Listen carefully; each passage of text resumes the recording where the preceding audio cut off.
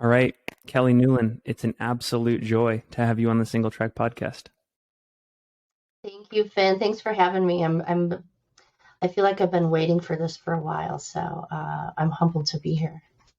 Right on. Well, I think, you only recently came on my radar, but then I realized you're extremely well known in the community. So there probably are a significant number of listeners out there that are familiar with what you do and the value you provide to our community and your interests. But can you give a quick overview of like Real Athlete Diets and I guess how you got so integrated into our community?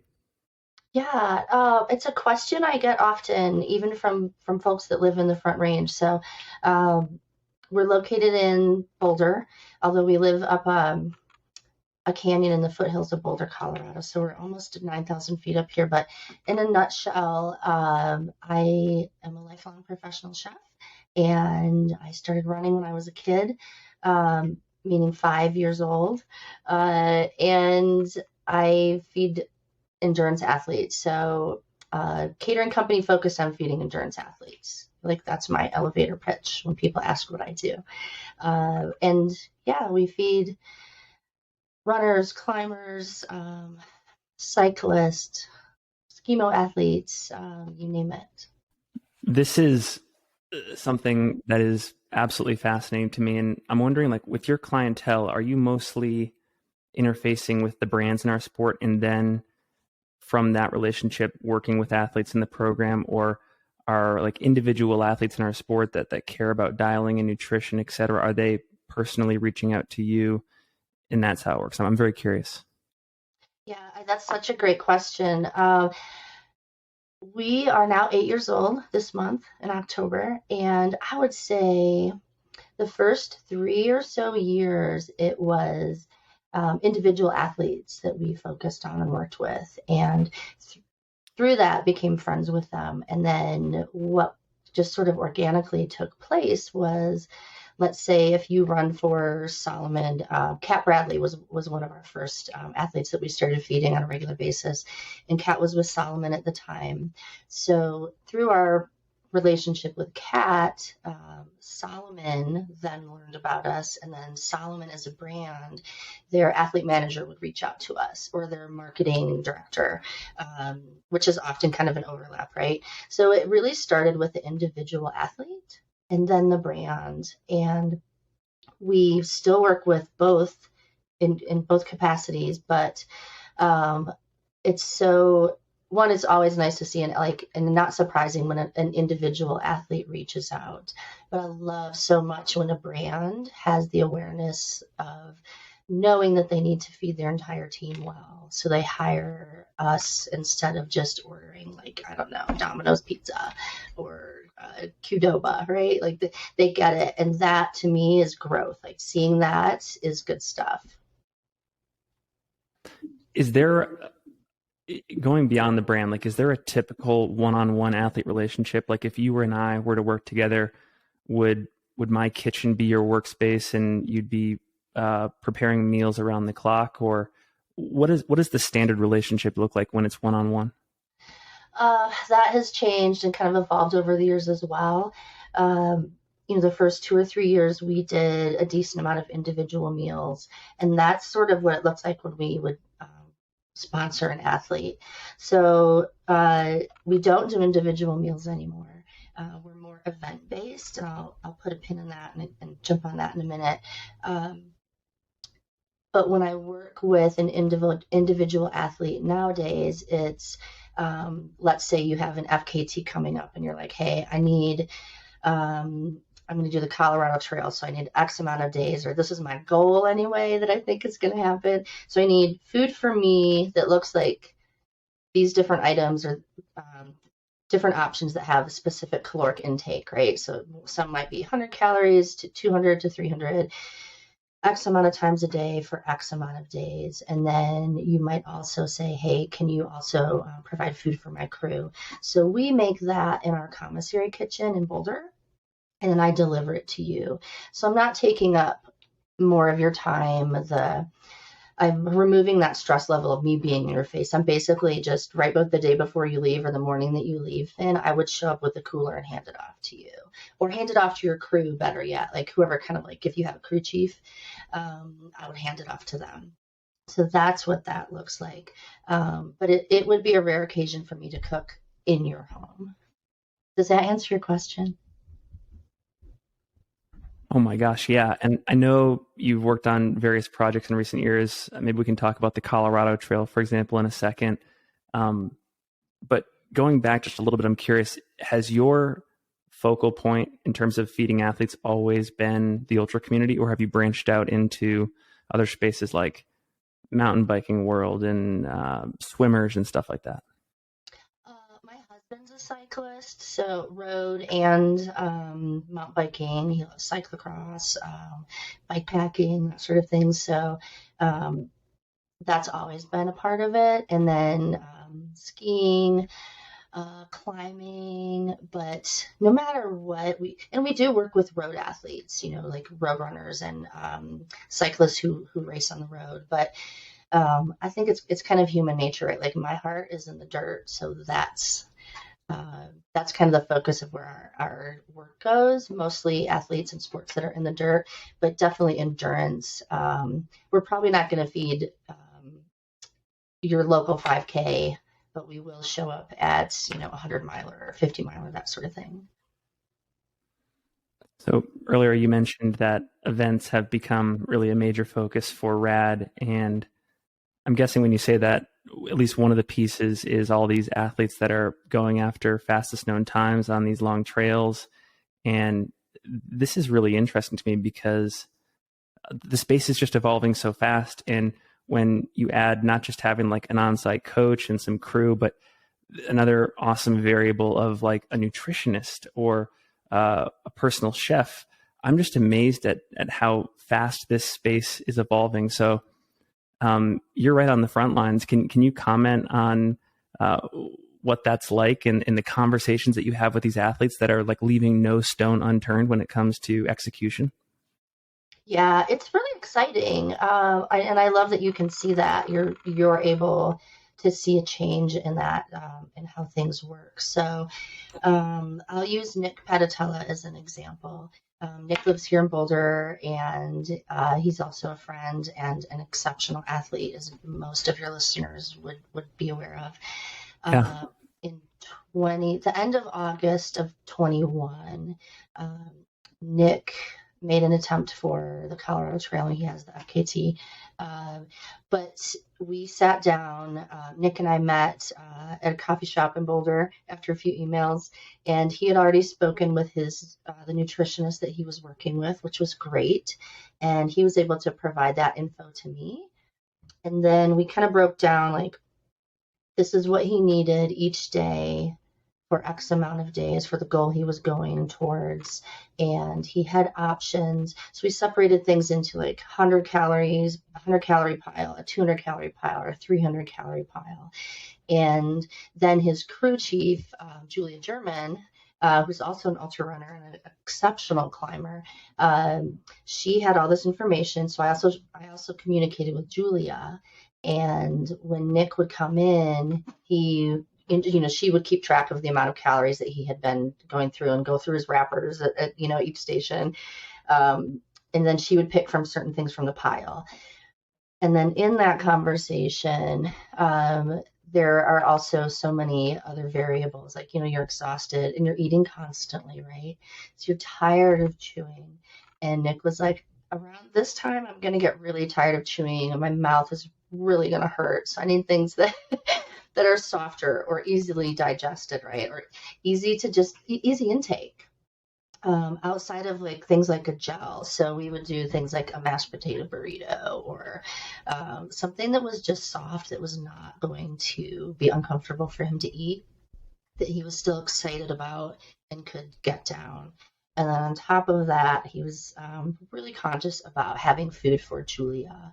And Julia, fortunately for me, is also a friend, and I've fed her before, so I know like when she's tired or frustrated, things that are going to be comfort foods for her.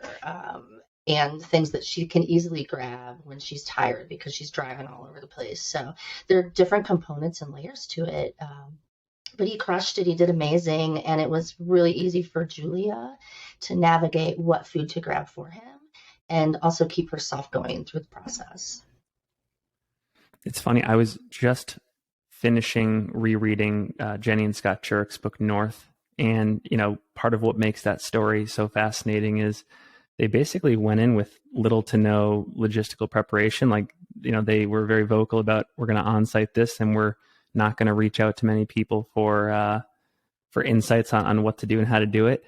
And that was only 6 or 7 years ago. And now we're at this point where even for something relatively shorter, like the Colorado Trail, which is like 6, 7, 10 days long at most, people are just taking it that much more seriously from a logistical standpoint. So I'm wondering, I guess where I'm going with that is, do you see your contribution as a significant competitive advantage to what the athlete is doing out there, where like maybe they're not carrying their own food and they're not limiting their choices, but you're creating really all of the best, healthiest options for them?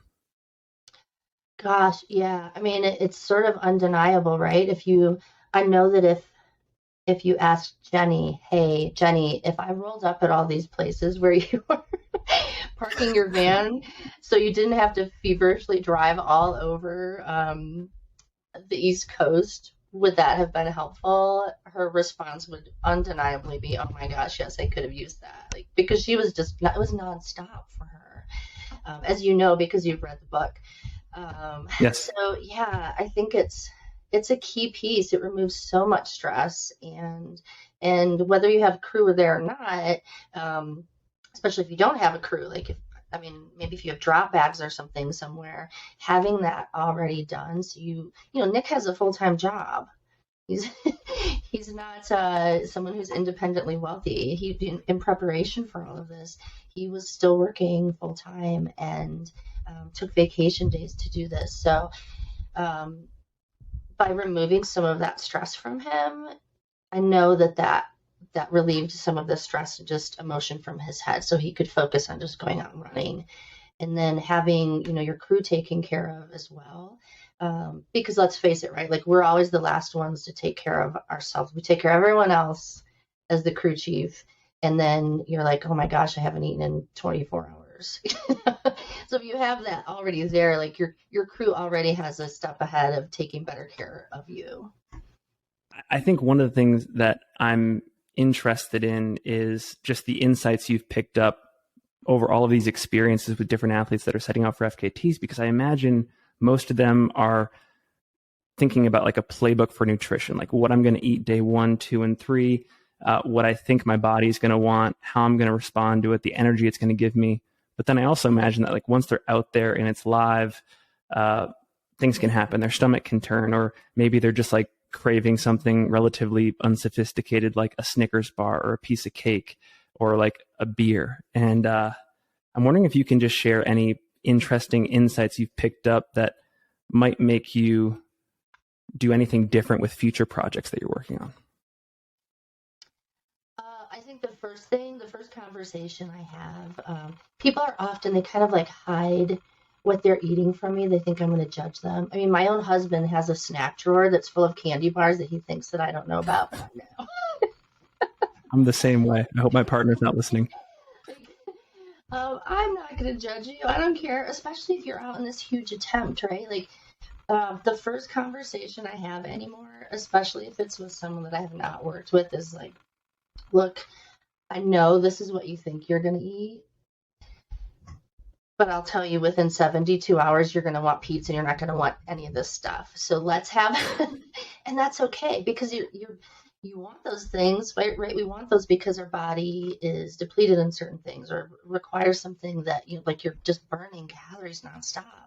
So the fuel that we are craving at that point, we don't have any control over. Like, you're not going to be out there eating kale. That's not helping you. Eating fistfuls of fiber. So the first conversation I have with any new athlete for a project like an FKT attempt is, Let's chat about food. You're going to give me all this information, but I also want you to know, you and your crew to know, at some point, way earlier than you think, you're going to want something completely different. So we need a box of junk food. We need a box of candy. We need a Mm. box or we need all these other things. And like, then we have the conversation of, all right, when you're out in the middle of 100 and you're at mile like 70 to 80, what is it that you've been craving? Like, what crazy thing? Is it a cheeseburger from In and Out? Is it pizza? Is it fill in the blank, but what is it? And then we make sure we have things that are similar, if not that exact same item available. So when the time does happen, that is there, because we can, it's that age old plan your race your plan.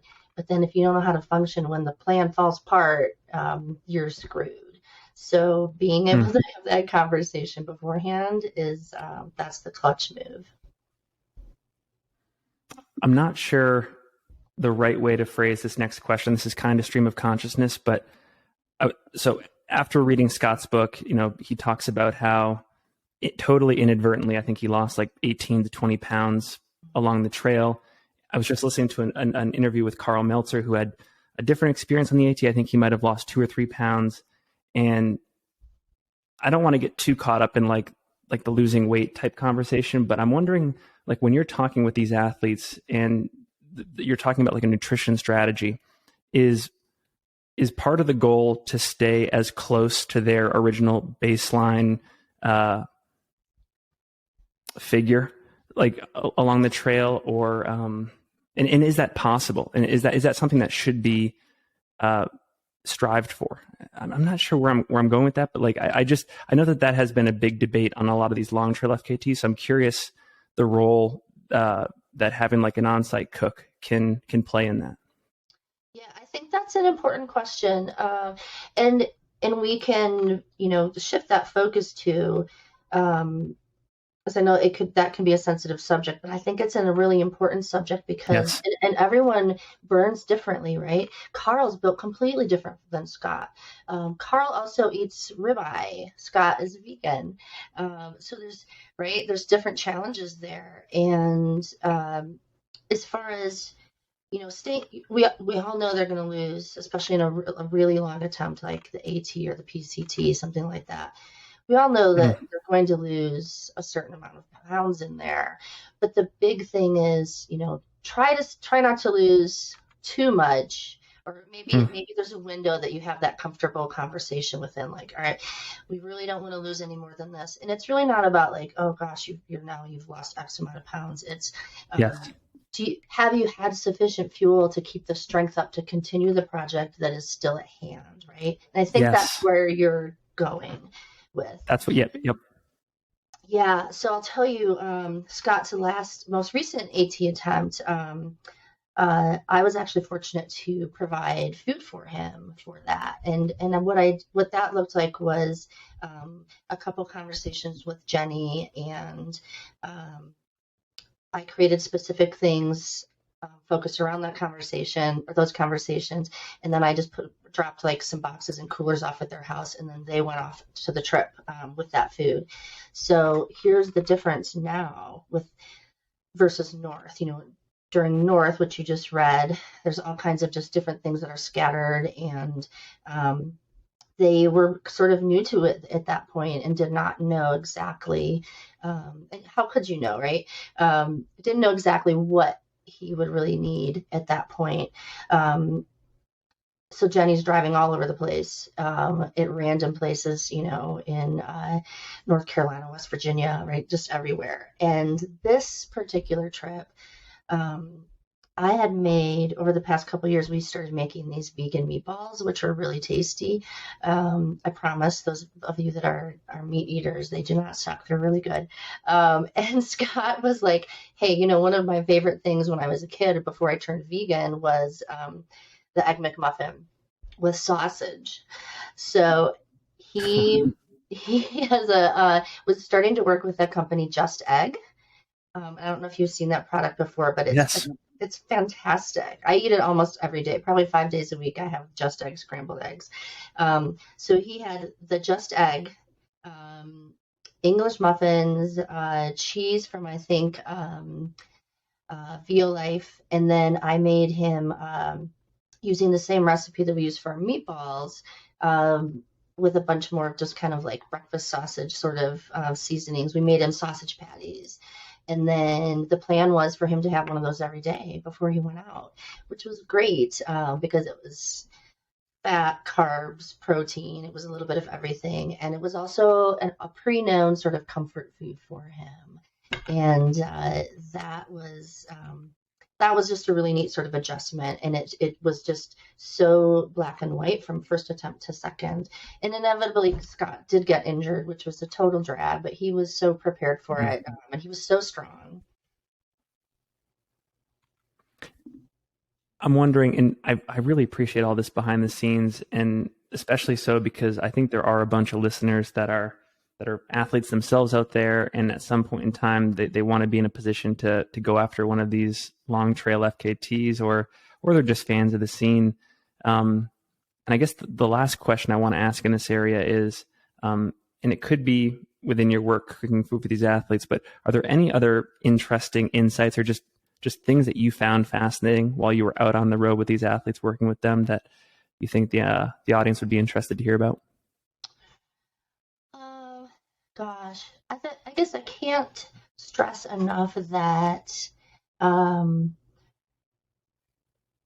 the importance of the willingness to, and the fact that they do, like the people that are successful with these, especially really long FKTs, and again, I'll use PCT and AT because they're just such iconic distances, right?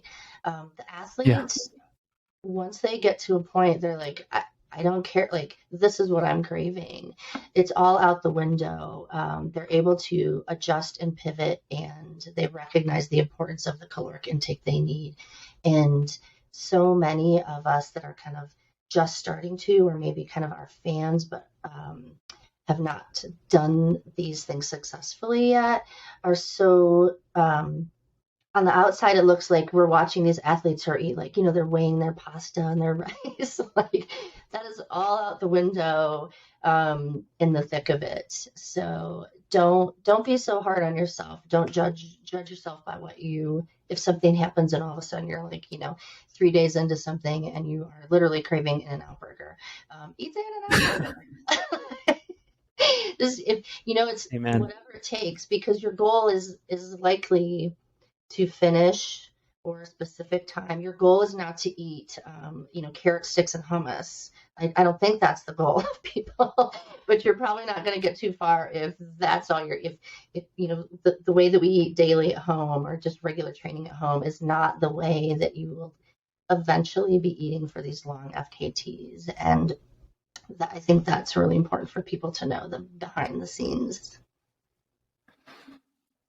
I want to pivot the conversation a little bit. One of the most recent common themes on this show is just having conversations about the state of the athlete sponsor relationship in our sport, and ways that we can create more opportunity for athletes, but also create more value for the brands themselves. And I have friends on both sides in both arenas, and I know you do too. And I think I want to have this conversation because you've actually, in addition to running rad and cooking great food, you've been to some extent on the inside of some of these experiences. So maybe we can start with, like, how did your interests develop in this area? Yeah, it was pretty organic. And I would deliver food to athletes, or events that we do for brands, whether it's I'm staying with an Adidas at a VRBO for a week for a team training camp, or I'm with Solomon for 10 days at a VRBO for Pikes Peak. I inevitably will spend time with the athletes and get to know them. And I'm hired by the athlete managers for these brands. So over the past, 7-8 years, I've just become very good friends with both sides of them. Most of my friends are athletes, which is why I do this, so I can, hang around my friends, just basically feed my friends for a living. But the athlete managers as well, when you spend that much time with them, you become friends with them, and then we have trusted friendships and relationships. So uh, it became obvious to me when I would, show up at someone's house and drop food off. They'd be like, "Hey, would you just as a friend, would you just take a look at this contract that I'm trying to figure out right here?" Um, and so many people are like, "Well, you're not supposed to talk about your contract." You can absolutely talk about your contract, especially if it hasn't been signed. You haven't Mm. signed anything. You should absolutely reach out to someone who's an attorney or someone who has experience in these things. So I always encourage people to do that. Once the contract is signed, that's a different story. It's kind of like anything in life. When you're a teenager, you learn, whether it's your parents or whoever your first boss is, it's a life skill to know that you should be talking about what your hourly rate is to other people that you Yeah. work with, right? So that's a different conversation. But I would see these contracts, and the questions they would ask were usually pretty similar. And then I thought, gosh, so many people are asking these questions, but they're not asking these questions. So I started to ask, as my friends, I would ask them, have you thought about this? Or what about this? Did you ask them about what happens if this happens?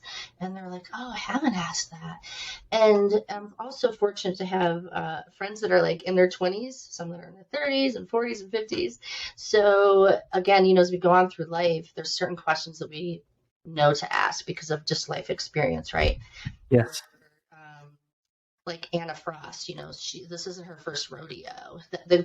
When she looks at a contract now, the questions that she asks now are different than the questions she would have asked as a 20-year-old. So um, that happens an odd amount of time to me. That actual sort of scenario of a friend who is an athlete asking me, "What do you think of this contract?" Um, and it became really obvious to me that there needs to be something to help these athletes. And then I would also, on the flip side, athlete managers would be like, "Hey, we're looking for 2 new people on our roster. We need 1 man, 1 woman, or we're looking for 1 person. It needs to be someone that fits these things. Who do you know?" Or specifically, "Hey, we're looking at this athlete. What do you know about them? Have you heard, are they easy to work with? Like, what kind of backdoor info do you have on this person?" So it became really obvious that there was a need here, right, to help Mm. both sides. And I love your comment about, things on both sides. So, um, when was it? Maybe 5 years ago, with a couple of friends, I started an organization called the Athletes Coalition. It's no Yeah. longer active, but people still reach out to me on a regular basis, especially this time of year, because over the next few months, contracts will be solidified. Um, so the Athletes Coalition, we had an attorney on hand, someone who's in the outdoor space, and then myself. And again, I think your listeners are probably like, "She's a cook. Why is she helping these people?" Yes, I am by trade. I'm a chef. I also have a business degree, and I've spent my life in this. I've been in the endurance sport space longer than probably 50% of the athletes that I feed have been alive at the age of 52. So I'm oddly connected, and because I've been in the community for a while, I'm also just a trusted friend, which is why. You feel comfortable with someone, so you ask them for advice. So Yeah. that's the space that I hold. Um, a couple weeks ago, a younger athlete who was renegotiating a contract reached out to me and was like, "Hey, do you have some time if I send this to you? Can you look at this and let me know if it looks parallel to what other brands are paying an athlete like me? And then we can chat," which I love. And this person is in their early to mid 20s at best. Strong racer, and is really I can see he's growing up. He's becoming a little bit more Mm. responsible. He understands, he's more professional. And the questions that he had were great, but there were also 3 or 4 that I was like, "All right, I want you to hear these questions, and this is probably what you should be asking also." And I know the questions that he should ask because I work with the athlete managers and I know what they're looking for. So by him asking, it makes him look more professional. He's becoming more professional because now he's learning. And three, they're all really important questions. They're all things you should be asking. So it was a great conversation. And he signed his contract already and he's so stoked about it. And he felt really empowered. I have so many questions to ask you off that. I want to talk about the Athletes Coalition a little bit more in a second, but what are, like, if we were to create a list of maybe like the 3 or 4 non-obvious but super important questions that athletes should be asking when they're going to the table with a brand, what are some of those that you kind of shed light on for athletes that come to you with questions? Yeah. I think the first one is um, for women, which is really obvious. What happens to my contract if I get pregnant? Mm. And the parallel to that for women or for men and also women, this is also for them. Like obviously men cannot get pregnant. However, they can get injured. What happens if I fall and break my leg in the middle of the season or the beginning of the season? What happens in my contract? If your contract is frozen, then they're like, okay, well, do you know what frozen means? And they're like, no. I'm like, so you need to ask, what is your version of frozen for that particular sponsor? Years ago, I was in the audience of a panel. It was all women, all professional sponsored athletes from Patagonia, the North Face, La Sportiva, Solomon, and there was someone else. Actually, I think there were a couple TNF athletes in there and a couple Solomon. It was like 6 to 8 women. And at the time, this was probably, I don't know, 5 or 6 years ago. At the time, women were really starting to finally feel like they could use their voice in ultra running and ask for equality and just being for equality in every way in our sport, right? So I raised my hand and I asked them, each person on the panel, what happens if you get pregnant? What happens to your contract? And the conversation before that was how outraged they were that an athlete that they knew had gotten pregnant and her contract was frozen. And then I asked them what happened with their contract. One person on that panel knew the answer, and that person happened to be pregnant. So my point here is we can be as outraged as we want with what a sponsor does, but if we're not advocating for ourselves and asking the questions to begin with, Yeah. it works both ways. It is our responsibility to advocate for ourselves. So knowing how to do that is vital. And then the next day, almost everyone on the panel sent me a message. They're like, I just reached out to my sponsor. Thank you so much. I don't know what I was thinking. I'm like, if you have a uterus, you can get pregnant. You need to know this question. And then for the men, it's the injury and or women injury, right? Yeah. And then there's another really cool question, which is if it's not on your contract already, ask just outright. And this is a really great way to be like, I think my contract's okay, but it feels light, like monetarily. Ask if there's a stipend for travel. Ask if there's a stipend for race entry. And 90% of the time of the conversations I have, that's not included. And almost every time someone asks about it, if they're like, hey, can I get this? These are the races that are in my head on my calendar next year, and this is how much each of those races cost, and this is how much it will financially cost me to get to these races. Can you cover that? And if they're like, well, we can cover this, but not that, then my next question to the sponsor is, well, what races do you want me to be at? What races do you want your athletes to be at? And then, all right, this is where I live. I live in Arizona. They want me to be at these races. It's this far away. Calculate the travel, calculate the race entry. And ask them then, all right, if these are the races you want me to be at, then you need to pay for my travel. I need a travel stipend and a race entry stipend. So having that conversation is really important. Just because I'm actually admittedly unaware. What does it mean when a contract is frozen? Um, let's say you fall and you break your leg, and they're like, okay, you now can't race. You can, and if you're like, well, it's going to be at least whatever, this many weeks, and then I have rehab, and then by the time, so I'm off for 4 months. They will, and let's say most of the contracts are paid twice a year or quarterly. Quarterly is probably the big one the biggest pattern I see lately. They'll stop paying you until you can actually race again. And if you can't race again for like 6 more months, you've lost 2 quarters. You've lost half the year. And in any of those, yeah, in any of those cases, is termination a possibility too? Yep, which is Wow. another really big question. So that leads to another question as well, right? Like, what would be cause for termination, or what if I get into this?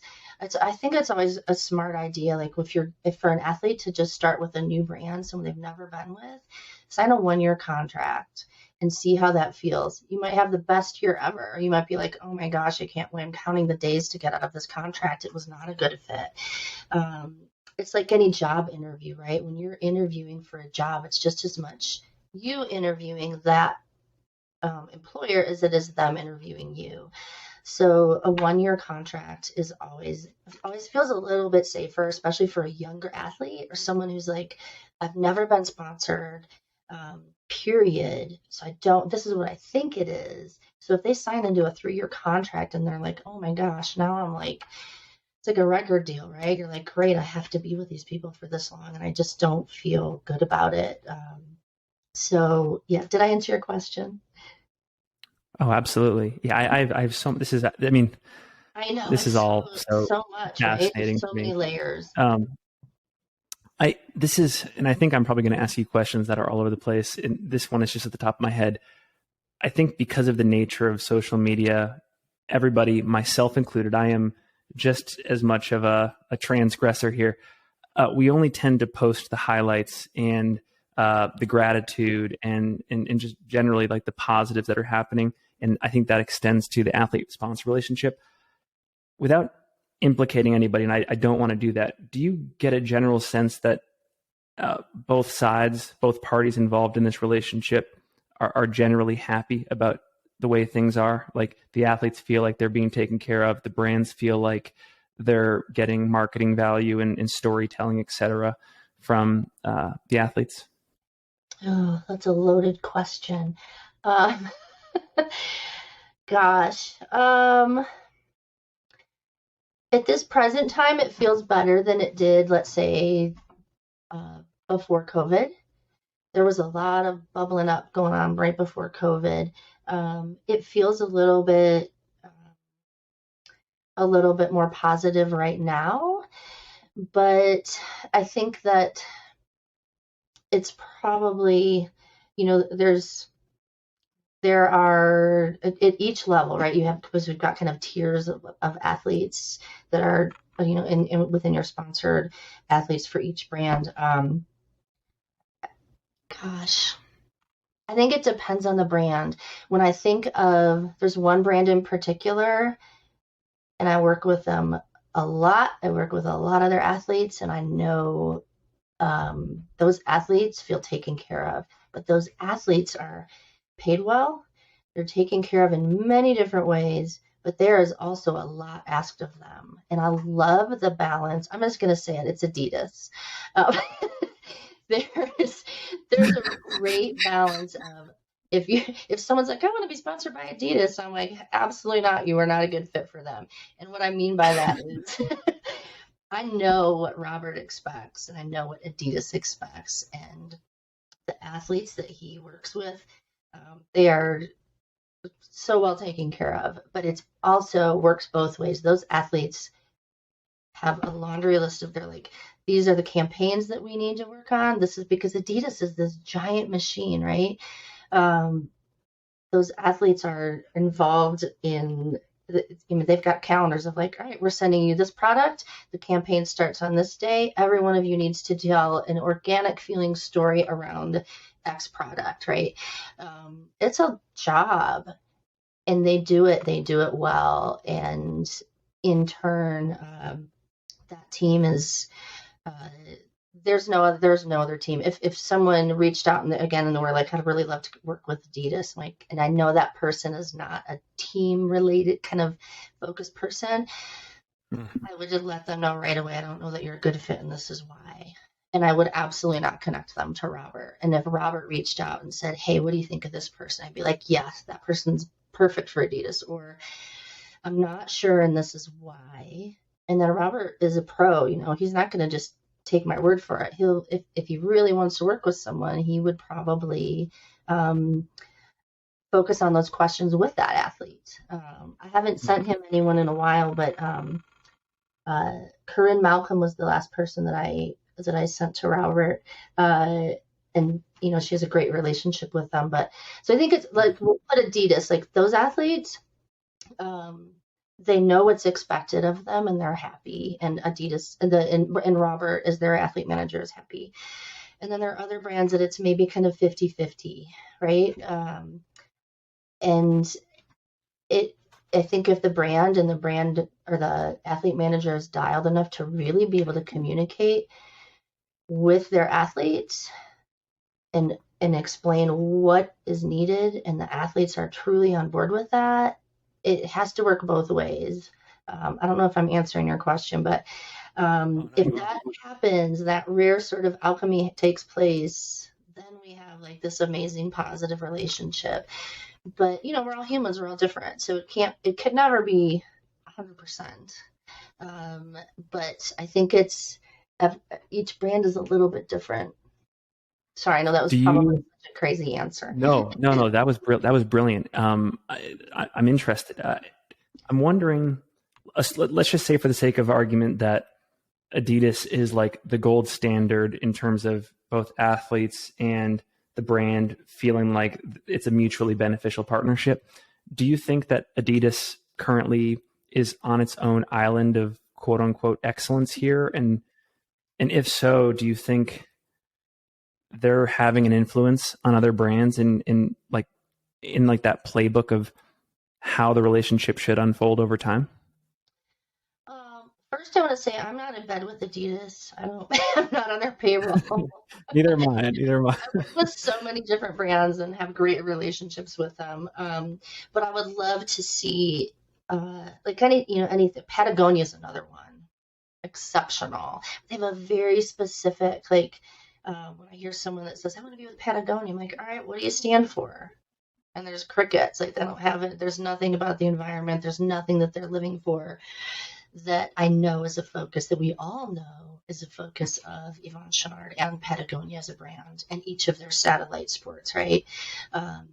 So I think those two are really exceptional and up there. I hope that, like anything else in life, when we see somebody that's at the top of their game, we all are like, oh, that's what I want to achieve. So I would love to see that. I would love to see brands, or I'd love to know that other brands and brand managers and athletes managers see that they have this bit of growth to become stronger and offer more, or have just a tighter relationship. I would, yeah. I mean, anytime we all have like a hero or somebody that we're like, that's what I want to do. I want to grow to that. And I want to give a shout out while we're doing this to Aaron Cooper from Solomon, who's their athlete manager, who over the past couple years has just put such a focus on women in sport and women in running, and moms specifically in the Solomon events that she is a part of and organizes. It's a game changer, and that is undeniable.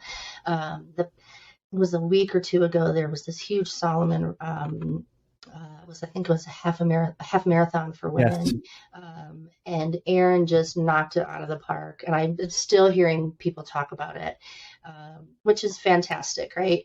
And part of me as a trail runner, and I grew up on the track and ran on the road, but part of me, when I see brands that are that feel like they're trail brands or dirt brands, as I like to call them, branching. They're like, now there's this new focus of road. I'm like, gosh, I feel like they have an identity crisis. So I'm always kind of like, I'm gonna watch and see what happens there. But with Solomon, Erin has been able to embrace road and trail with running, at least with running, because that's her focus. And do something really unique with them, and the unity that she's brought together, that makes me feel like they're not pulling away from the trail running that helped get them going, right? She sees where they can be stronger, and she's done it. Yeah, yeah. I want to go back to the Athletes Coalition just for a second. It sounds like it was part of your mission to help educate the athlete side of the market and give them some of the resources they needed to come from a place of information when talking with brands. And I guess I'm wondering, just based on the work you were doing there and the research, et cetera, the conversations, does it boil down to one thing when it comes to why athletes don't know what to ask early in their careers?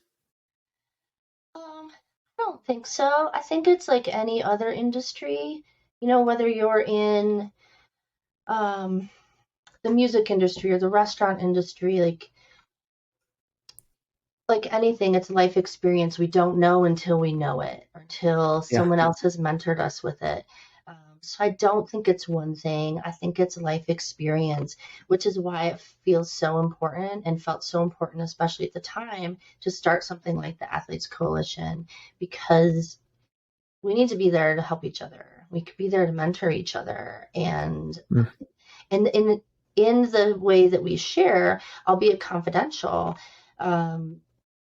we're still learning. Like, I don't need to know the brand that's doing A, B, or C, but knowing that someone's doing A, B, or C is important and can provide tools. So within the Athletes Coalition, we absolutely would help people kind of troubleshoot reading a contract. And then Julia German, who was our attorney on staff, she could go through the contract with the athlete. If necessary, she would represent them and be on a call with the brand when that time came, just to troubleshoot questions, because she acted as their counsel. She's an attorney, so that was all within the scope of things. But our goal is to help answer questions for the athletes. Let them know if we couldn't be like, oh, you're getting screwed because this brand is offering, or the same brand is offering this person much more. We could be like, this contract looks good. What they're offering you is on par with what they're offering everyone else in your kind of tier. But we would never be like, oh yeah, they're offering Finn this, so whatever. Like, names were always left out. Other brand names and monetary values were left out. We would say, let's see if we can get you more, and this is how you're going to ask for it. So at the end of it, the hope was by the time the next contract rolled around for them, they had the confidence to do it on their own, or they would just have a couple questions instead of starting from, square one. So it was really just helpful in mentoring and allowing them to feel safe and giving them like a platform to like comfortably ask the questions and learn, right? As I've had conversations like the one we're having now, I've increasingly recognized that I personally bring a lot of biases and assumptions to the table. And I think one of my biases is that any athlete that's out there looking for a contract or looking for sponsorship wants this to be like their one thing at that moment in time. Like, they want this to be their job. And I recognize that that's probably not accurate. And I'm wondering if, like, just based on all of the experience you have here in the conversations, is it fair to put athletes and brands in buckets about what they both commonly clearly want out of the negotiation? Like, can you say one or two things that like the athletes definitely are looking for, or is everybody super different? That's such a great question. They're different, and I think depending on what tier, there's the tier we think we're at and the tier we're really at, right? So we have, let's say, fill in the blank athlete who has won local races and their dream is to be a sponsored athlete. To them, it's exactly what you said. This is going to be my career. It's my one shot. And when they get a contract and it doesn't say here's $50,000, they're like, what? I'm like, yeah, you have to stay working at your local shoe store because this isn't going to happen. Um, so it's, I think keeping, there's certain athletes that will always stay in a bucket, and certain brands that will always stay in a bucket if they don't change.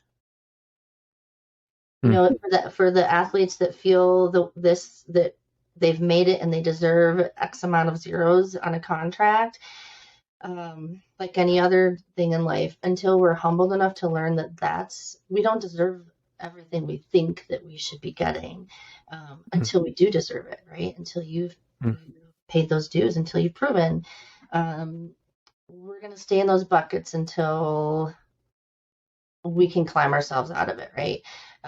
And Yeah. the brands are the same way. There's some brands, and you see when there's a change in um, athlete manager, right, or a brand manager, you see a change and then a shift in what the brand is looking for. Um, but there's still, there's a couple brands that you're like, oh man, they've just kind of been doing looking for the same thing for the past few years, or they have these set like 3 to 5 athletes who have really been carrying them along for the few years, and until those athletes Yeah. leave, they're going to stay in that bucket. Yeah. How you just reminded me. I'm curious. How pivotal is, let's call it, the worldview of a particular athlete manager versus like the strategy and the worldview of their entire marketing team? Like, does does the way the athlete manager sees the sport and the relationship matter a lot, or are they more controlled by the rest of their team? Oh, I love that question. I think it depends on the brand. I know that's probably not the answer that you're looking for. Oftentimes, the athlete manager is in that position because the brand manager, um, they have what the brand manager is looking for. They have the same view, Mm. right? So it's all copacetic. But uh, yeah, so this is what happens. There's like a marketing director and this sort of thing, and the athlete manager's budget is, depending on the brand, is often just within that budget or just deeply connected. So that they might let's say if you're the athlete manager for single track, you're like, all right, this is the budget I was given to use for my athletes. It's X amount of dollars, and then you're like, okay, these are the athletes I'm interested in. I'm going to pay them. Each person's going to, like, most people don't all get the same because of where, everybody's value is different, honestly. So you fill all your paperwork out and you're like, all right, my budget is capped. I get it. I spend every dollar on these X amount of athletes, and this is where it all divides up. This person's getting this amount, this person's getting that, and then you turn it in, and you've made the Yeah. decision. The marketing team is not going to make the decision who the athletes are. You are, as the athlete manager. Are you Unless okay there's to go something for like? totally crazy, like you're picking, I don't know, Dennis Rodman, and then someone might step in, or maybe they give you more money. I don't know.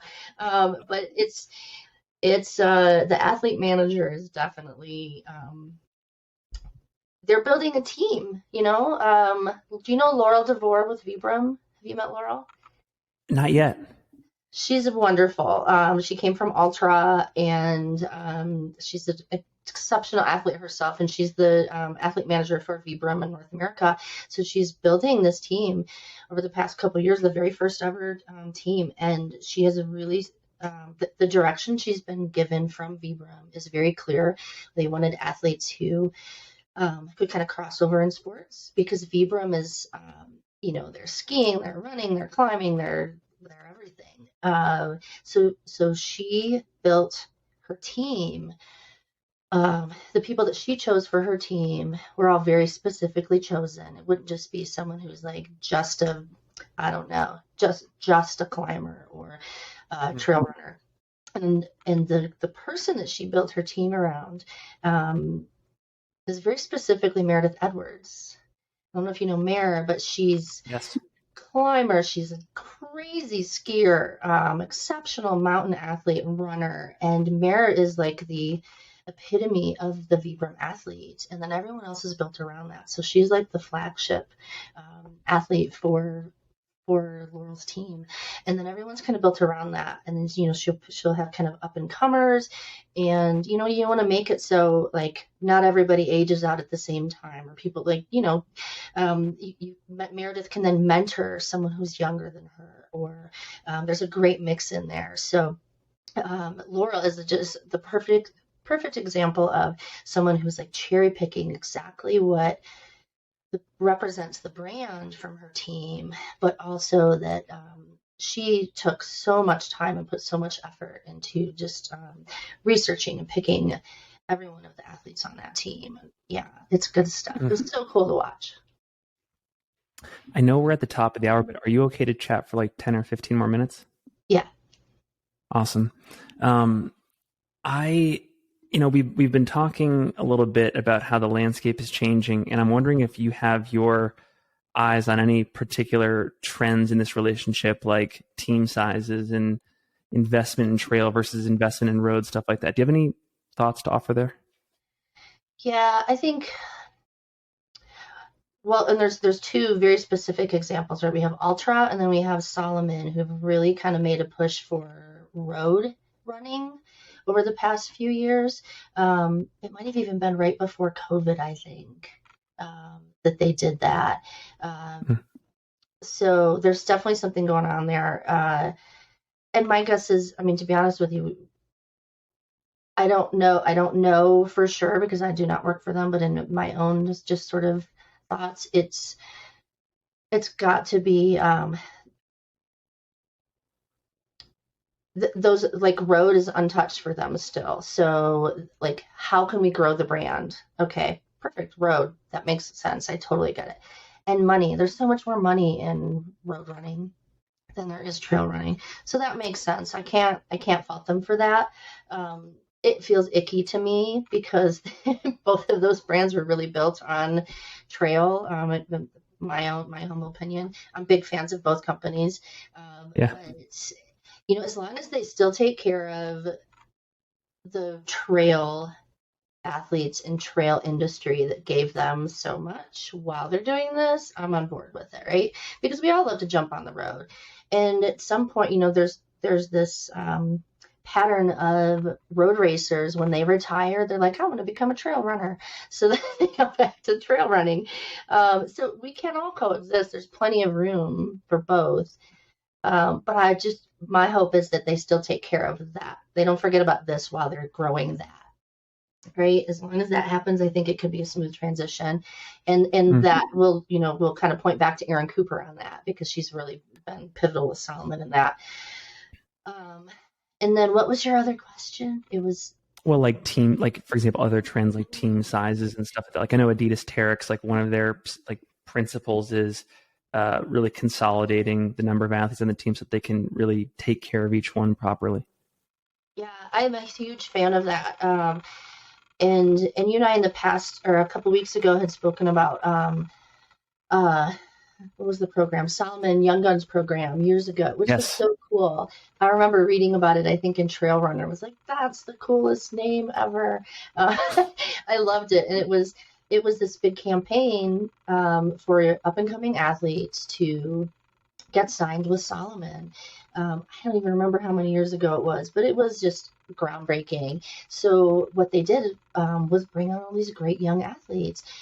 And then all of a sudden what happened, from the outside anyway, it looked like they had so many athletes, was instead of like, it was quantity, not quality. And what I mean by that is not, the athletes were not quality. That's not what I mean.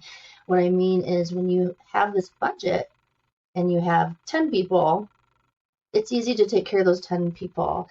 But when you have that same budget and you have 30 people and you're just giving them, a fistful of dollars to each of those, 30 people, let's say 20 of them are the young guns, that's difficult. And it's difficult to build loyalty within your team, right? It's difficult for everyone to feel like they're taking care of one. Can you imagine an athlete manager that has like 30 different people?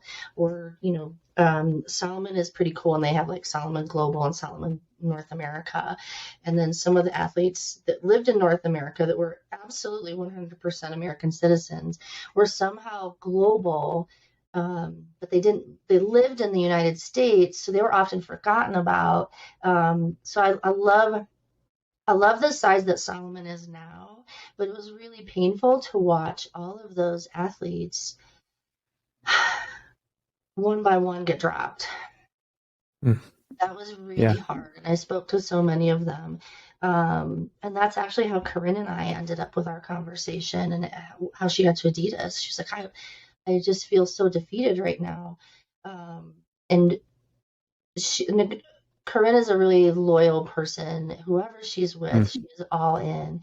So I knew that whoever she ended up with needed to be a team, a brand, and an athlete manager that would really also embrace that and offer that and appreciate that loyalty from her, which is why to me it felt like Adidas was a perfect fit for her. But she was one of those people that started, I don't think she was in the Young Guns program, but she was one of the athletes on the Solomon team when there were a lot of them. Yeah. And again, I think it was a great idea at the time, but it's like a lot of things. We do something and we're like, oh, that didn't work out so well, or it worked out well until it didn't. Yeah. And the athlete managers, gosh, I can't imagine the work. Like trying to keep everyone happy when you have that many athletes, that job feels impossible. Yeah. Yeah. Well, the last question I want to ask you, again, recognizing one of my biases, which is I just think that I think I'm under the assumption that growth and opportunity for the trail running space is inevitable, a foregone conclusion, which is probably not correct. Given what you know on the ground level, do you think that there's still more growth and opportunity that we're going to experience in the next few years, or are you more pessimistic and maybe think that we're already at a high point when it comes to opportunity for athletes? Hmm. I think we're at a high point, but I think we can go higher. I do. I do see growth, and I'll use this parallel. Western states, right? We've got Dylan Bowman, and again, I'll use Corinne. They have this whole, and Billy Yang is leading the charge with their media of like live coverage, and it's this big thing, right? And then we have Hard Rock, which is my heart. Dirt roads, tiny mountain town. It's still like old school. They don't want to grow too big. So we've got some things that do want to grow and some things that are like, nah, we're good staying where we are. This is what we represent. That's why I think we can still grow, because we need both. Western states is California. Western states is obviously where it all started, right? So to Yeah. me, that is a race that feels like they're doing what they need to do, what they want to do, and what they should be doing. It feels organic for them to do that. And it also feels like races like Hard Rock are right where they should be. And then we've got all these other little cool races, I should say, new races coming up, or newer, like High Lonesome with Caleb Efta, race director, right? I think he has three or four different races now, but that's a race that's making a huge dent in our sport and Yeah. becoming so popular. Caleb is never going to have live coverage and have this big, like, um, crazy circus, because he doesn't want to. His growth will be different, but each of them is important in the way that they are growing and or evolving, because we can not grow, but we can become stronger with what we are without growing, right? As far as these races go, like High Lonesome can become stronger in so many ways without becoming this Western States giant, right? And Western States can grow into this amazing different version of itself. So I think with each of these kind of all these little things doing what they need to, our sport will inevitably grow. It might not grow like wildfire. It might be little blips here and there, right? Like Zillow. But I think there's always possibility for just endless positive trail growth. And trail growth to me feels like stronger, smaller steps, instead of giant like Boston Marathon steps of growth, if that makes any sense. Yeah. Well, Kelly, I want to thank you deeply for your willingness to answer all these tough questions. I know I personally learned a ton from this conversation, so I'm assuming the listeners feel the same. Grateful for your just energy and that you decided to invest so much of your life's work in our community. I'll make sure to plug Real Athlete Diets in the show notes, but do you have any specific calls to action or final thoughts that you want to convey to the audience? Gosh, I will say this. I would love to just give a shout out to the brands, the athletes, and the races that are putting such a strong focus on um, environmental awareness right now, whether that's Dakota Jones with Footprints or Mm, Patagonia or gosh, fill in the blank. There's so many right now, and I love that pattern. That's my favorite piece of growth right now in our sport is that awareness and that people are taking steps to do something about it. I love that. So thank you to everyone who's doing that. And yeah, that's my biggest sort of shout out there. awesome. Well, thanks again, Kelly. And I hope somewhere down the road we have an opportunity to do a round two here on the pod. Thank you so much, Finn. It's been great. Thanks for having me on.